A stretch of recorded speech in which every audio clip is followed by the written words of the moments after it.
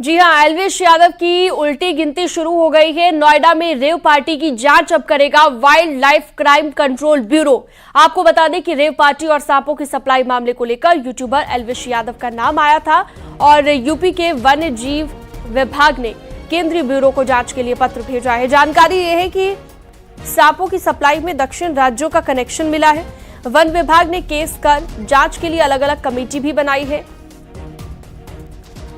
NWCCB के सहयोग के लिए मेरठ के वन संरक्षक, गाजियाबाद और गौतम बुद्ध नगर के DFO की कमेटी बनाई गई है। तो एल्विश यादव की कई ऐसी वीडियोस भी सामने आ चुकी है जिसमें वो सांप से खेलते हुए दिखाई दिए। विदेशी लड़कियों के साथ जो रेप पार्टी होती थी, माना जा रहा है कि वहां पर भी इसी तरह से सप्लाई किया जाता था। तो सांप के जहर की सप्लाई होती थी और नशे के लिए इसे इस्तेमाल किया जाता था। इस तरह के गंभीर आरोप लगे हैं जिसमें एल्विश यादव का नाम भी शामिल है।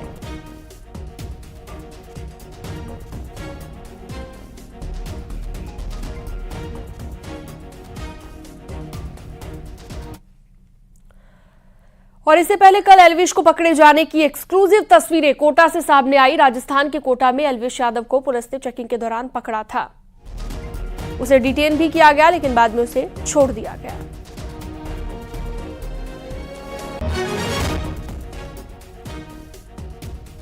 तो केंद्रीय ब्यूरो को अब जांच के लिए आदेश दे दिए गए हैं। WCCB अब जांच करेगा। वन विभाग ने अलग अलग कमेटियां बना दी है और न्यूज 18 के पास वो एक्सक्लूसिव तस्वीरें भी हैं।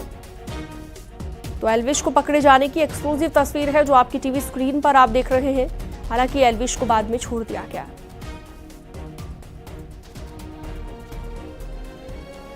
विधानसभा चुनाव 2023 के चलते हुए रूटीन नाकाबंदी के दौरान चेकिंग की जा रही थी। दौरान चेकिंग एक PB नंबर गाड़ी आई थी, उसमें 3-4 जने सवार थे। इस संदर्भ में उनसे जब बातचीत की गई और उनकी चेकिंग की गई तो एक ने अपना नाम एल्विश यादव करके बताया था। एल्विश यादव को ये पता चला कि नोएडा में कोई प्रकरण दर्ज है। इस संदर्भ में हमने नोएडा में संबंधित थाने के DCP साहब और ACP साहब से बातचीत करके और अभी वो वांटेड नहीं होने से उनके द्वारा बताया गया कि प्रकरण अभी इन्वेस्टिगेशन में है और उनको आवश्यकता नहीं होने से हमने इनको रिलीज कर दिया। और चलिए इसमें ज्यादा जानकारी के लिए रुक करते हैं। फराह खान हमारे साथ जुड़ चुकी हैं। फराह खान से जानते हैं कि आखिरकार अब इस मामले को लेकर और क्या अपडेट है। फराह, एक तो मुश्किलें इसलिए बढ़ गई हैं एल्विश यादव की क्योंकि केंद्रीय ब्यूरो अब जांच करेगा। वन विभाग ने कई कमेटियां भी बना दी है, ये भी जानकारी मिली है। अब किस तरह से काम किया जाएगा इस पूरे मामले पर, क्या प्रोसेस रहेगा और किस तरह से मुश्किलें बढ़ सकती है उन सभी लोगों की जिन जिन के नाम इसमें आए हैं, चाहे वो एल्विश यादव भी हो। बिल्कुल शीनाम, देखिए एल्विश यादव के लिए जो मुश्किलें हैं वो खड़ी हो गई हैं। लगातार ये जो मामला है वो तूल पकड़ता जा रहा है और साफ तौर से अब जो है इसमें एक नया मोड़ आया है कि रेव पार्टी की जो जांच है वो wild life crime control bureau करेगा। इसके लिए तमाम कमेटी बनाई गई है, चाहे वो मेरठ की बात की जाए, गाजियाबाद की बात की जाए और गौतम बुद्ध नगर की बात की जाए। तो वन विभाग जो है वो पूरी तरीके से जांच करेगा। अब मैं आपको एक बात और बता दूं कि इसके साथ साथ जो है वो और लोगों के लिए भी संकट जो है वो खड़ा हो सकता है, क्योंकि देखिए एल्विश यादव की भी पहले कुछ वीडियोस और पिक्चर्स जो हैं वो सामने आए हैं, लेकिन अब जो फाजिलपुरी एक सिंगर है उनका एल्विश यादव के साथ एक वीडियो जारी हुआ है जिसमें वो दोनों एक सांप के साथ नजर आ रहे हैं। तो लगातार जो है ये पूरा जो मामला है वो नया मोड़ देखते हुए मिल रहा है और साफ तौर पर अभी देखा गया था कि एल्विश यादव की गिरफ्तारी भी हुई थी कोटा राजस्थान से। तो अब बड़ी बात यह है कि जिस तरीके से अब ये वाइल्ड लाइफ कंट्रोल ब्यूरो जो है ये पूरी तरीके से जांच करेगा, कमेटी बनाई गई है, क्योंकि अब जो है वो पूरा मामला तो दर्ज कर दिया गया है, लेकिन ये देखा जा रहा है कि जो जिस तरीके से ये पूरा रेव पार्टी का मामला है इसमें सारे जो है वो चीजें देखी जाएंगी कि गौतम बुद्ध नगर में किस तरीके से ये पार्टी हो रही थी, कौन इसमें शामिल है और एल्विश यादव, जिस तरीके से एल्विश यादव ने कुछ दिनों पहले जो है वो अपना रुख भी सामने रखा था कि उनका। ठीक है फराह, मैं आपके पास लौटूंगी दोबारा से, फिलहाल आपको रोकना चाहूंगी। इसी बीच एक बड़ी खबर आ रही है, नोएडा से जुड़ी बड़ी खबर। सिंगर फाजिलपुरिया की बढ़ सकती है मुश्किलें, सांप के साथ शूटिंग, जहर तस्करी केस और एल्विश और फाजिलपुरिया का पुराना वीडियो कोई सामने आ गया है। वीडियो में दोनों साथ में नजर आ रहे हैं। दोनों ने सांप के साथ ये वीडियो बनाया है। फाजिलपुरिया पर भी मामला दर्ज हो सकता है।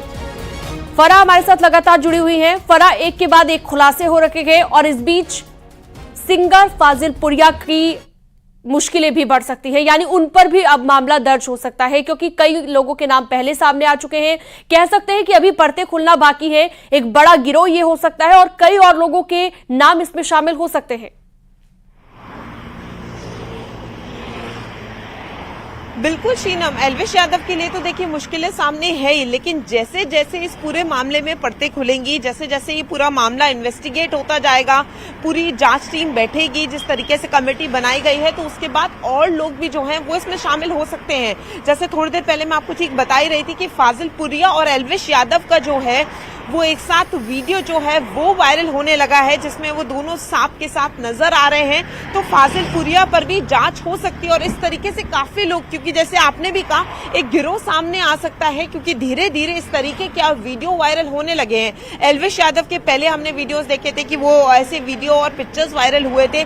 अब धीरे धीरे एक सिंगर जो हरियाणा से है, फाजिलपुरिया काफी नोन है, वेल नोन सिंगर है, तो उनका नाम भी सामने आ रहा है। इस तरीके से अब ये देखने को लगता है कि जैसे जैसे ये पूरा मामला जो है वो डीप इन्वेस्टिगेशन होगा, उस तरीके से कई नामों का और खुलासा हो सकता है और कई लोगों के लिए जो है वो मुसीबतें सामने आ सकती हैं। तो सिर्फ एल्विश यादव ही नहीं है, तमाम लोग भी जो उनसे जुड़े हुए हैं या जिनकी भी इस तरीके के पिक्चर्स हैं, उन सबके लिए जो है वो एक संकट देखने को मिल रहा है। शीनम, यानी कि फराह, हम ये मानकर चले कि जब केंद्रीय जांच एजेंसी जब जांच करती है, जाहिर सी बात है अब केंद्रीय ब्यूरो को जांच के लिए पत्र लिख भी दिया गया है और उसके बाद अगर जांच करेगा वाइल्ड लाइफ कंट्रोल ब्यूरो, जैसा कि आपने बताया, तो कौन कौन सी धाराओं के तहत इन पर मुकदमा जो कि पहले दर्ज किया गया है, कितनी मुश्किलें बढ़ सकती हैं। मेरा कहने का मतलब ये है कि अगर कई और लोगों के नाम भी सामने आ जाते हैं, तो ऐसे में किस तरह से उन पर एक्शन लिया जाएगा, क्या उसके बाद उनसे पूछताछ भी हो सकती है, मुश्किलें किस तरह से बढ़ सकती हैं।